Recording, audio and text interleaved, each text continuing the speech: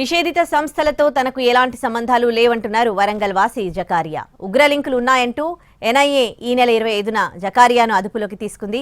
శ్రీలంకకు వెళ్తూ ఉండగా చెన్నై ఎయిర్పోర్ట్లో జకారియాను అదుపులోకి తీసుకున్నారు ఎన్ఐఏ అధికారులు. 3 రోజుల విచారణ తర్వాత విడుదల చేశారు.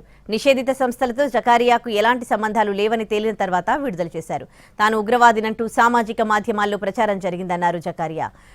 తన కుటుంబం బతికే పరిస్థితి లేకుండా పోయిందంటూ ఆవేదన వ్యక్తం చేస్తున్నారు. తన సంస్థలోకి వచ్చిన విభేదాల కారణంగానే కొందరు తనపై తప్పుడు ప్రచారం చేశారని అంటోన్న జకారియాతో మా ప్రతినిధి Arun face to face. NIA అదుపులో తీసుకుంది అని చెప్తున్నటువంటి జకారియా మనతో ఉన్నారు. ఆయనను బయటికి తీసుకొచ్చారు. చెన్నైలో నిజానికి అదుపులోకి తీసుకున్న తర్వాత కొంత విచారణ చేసి వదిలేశారు. అసలు ఏం జరిగింది, వాళ్ళు ఎందుకు అదుపులోకి తీసుకున్నారు, వాళ్ళు ఏమన్నారు, నిజానికి మత సంస్థలతో ఆయనకి ఏమైనా సంబంధం ఉందా అనేది ఒకసారి మనం జకారియాతో మాట్లాడదాం. అసలు మీరు మత సంస్థలతో మీకు ఏమైనా సంబంధం ఉందా? ఇప్పుడు ఇక్కడ పోలీస్ స్టేషన్కి ఎందుకు వచ్చారు? 1999లోనే మేము జమాతుల్ ముస్లిమీన్ అనే ఒక సంఘంలో చేరాము. ఈ సంఘం ఏంటంటే ముస్లిం సంఘంలో 73 సంఘాలుగా అందరు చీలిపోయారు. ముస్లిమ్స్ అనే వాళ్ళందరూ కూడా దైవాన్ని ఆరాధించే వాళ్ళందరూ ఏకమత్యంగా ఉన్నామంటే వీళ్ళందరూ కూడా విడివిడిగా విభేదాలు చేసుకొని విడిపోయారు. అయితే సృష్టికర్తని విశ్వసించే వాళ్ళందరూ కూడా ఒక్కటే ఉండాలి.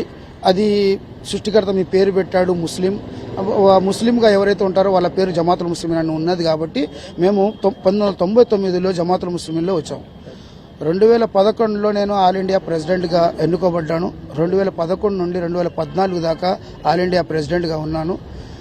అప్పుడు కూడా మాకు వరంగల్ జమాతుల్ ముస్లిమీన్ మస్జిద్ జాన్పీర్లో ఏదైతే ఏర్పరచుకున్నామో దాంట్లో కొన్ని గొడవలు అయినాయి.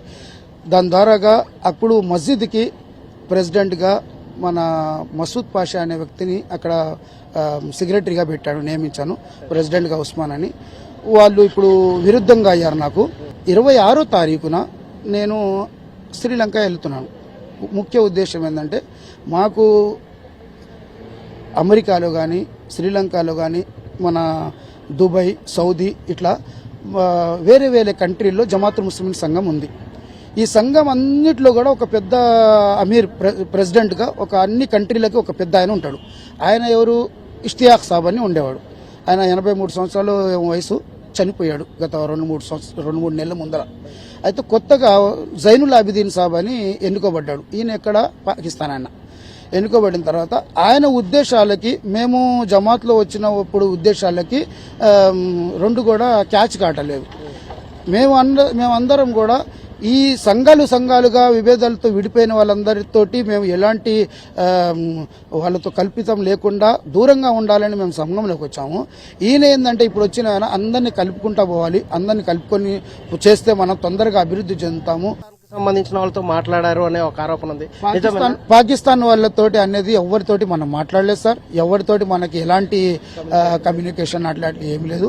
సంఘ నాయకుడు అనేటి ఉన్నాడు, కానీ వాళ్ళతోటి మనకి ఎలాంటి ఇది లేదు. నేను ఇండియా వాడిని, ఇండియా చట్ట ప్రకారంగా దైవాన్ని ఆరాధిస్తాను తప్ప దీనికి విరుద్ధంగా ఏం చేయదు. దాని తర్వాత వాళ్ళు నిన్న మధ్యాహ్నం వచ్చేసి మీరు క్లీన్గా ఉన్నారు, ఎలాంటి ఇది లేదు, మీరు ఇప్పుడు శ్రీలంక పోవాలన్నా పోవచ్చు, లేదా మీ ఇంటికి పోవాలన్నా పోవచ్చు అన్న ఇది చేశారు.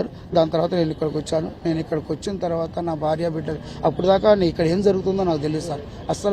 అస్సలు మాట ఏంటంటే ఇప్పుడు నేను ఇంటికి వచ్చిన తర్వాత నా భార్య బిడ్డలు, నా తల్లి, నా చెల్లెలు అందరూ కూడా భయంతో వణికిపోతూ రూముల్లో తాళాలు వేసుకొని కూర్చున్నారు, ఏడుస్తూ ఉన్నారు. నీకు ఉగ్రవాదంతో లింక్ కట్టారు, నువ్వు పాకిస్తాన్ ఏజెంట్ అంట అది ఇదని ఇట్లా తప్పుడు ప్రచారాలు చేస్తూ నా జీవితాన్ని అన్యాయంగా నాశనం చేస్తానికి ప్రయత్నిస్తున్నారు. నన్ను బాగా ఒక దేశద్రోహిలాగా చూపించారు. ఇవన్నీ వాపసు తీసుకొని మాకు తప్పుడు ప్రచారం చేశామని ఒక మాటతోటి నా జీవితం బాగుపడుతుంది సార్. లేకపోతే నేను భార్య పిల్లలతో నడు రోడ్డు మీద ఏదన్నా చేసుకునే పరిస్థితి వచ్చింది సార్. నా పిల్లలు కూడా స్కూల్కి పోలేరు. నా భార్య పిల్లలు అందరూ కూడా ఎవరు ఇళ్లలోంచి బయటకు వచ్చే ప్రసక్తి లేదు, అందరూ దడిసి ఉన్నారు సార్. ఇలాంటి సమయంలో నేను విజ్ఞప్తి చేసుకున్నాను అంటే మీరు నన్ను ఎలా ఉన్నానో అలా జనం ముందరికి వచ్చి చూపించాలని కోరుతున్నాను. ఇది అర్థం చేసుకొని జరిగిన తప్పుడు ప్రచారం చేస్తున్న వాళ్ళు ఇప్పటికన్నా దీన్ని విరమించుకోవాలని సూచన చేస్తున్నాడు, రిక్వెస్ట్ చేస్తున్నటువంటి పరిస్థితి కనిపిస్తుంది. కుటుంబ సభ్యులంతా భయభ్రాంతులకు గురవుతున్నారు. దాంతోపాటు ఇక్కడ నాకు డామేజ్ జరిగింది కాబట్టి కొంత సమన్వయంతో వ్యవహరించాలని మీడియా కూడా సూచిస్తున్నటువంటి